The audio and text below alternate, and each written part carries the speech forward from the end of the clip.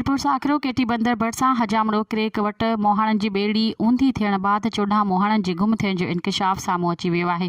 गुज़िरियल ॾींहुं इंतिज़ामिया ऐं मक़ामी माण्हुनि पारां समूरनि मोहाणनि खे रेस्क्यू करण जी दावा कई वई आहे, जंहिंखां पोइ अॼु 14 मोहाणनि जे गुम थियण जो इंकशाफ थियो आहे। 14 गुम थियल मोहाणनि जे वाट्सन मेरी टाइम ऐं इंतिज़ामिया खे गुम थियल मोहाणनि जी ॻोल्हा में मदद जी अपील करे छॾी आहे। इन हवाले सां फिशर फोक जे अॻवान कमाल शाह ॿुधायो त ॿेड़ी ऊंधी थियण जे असल वीडियो ऐं हक़ीक़त साम्हूं अची वई आहे। आख़िरी इतलाह ताईं 14 माहिगीर अञा ताईं गुम आहिनि।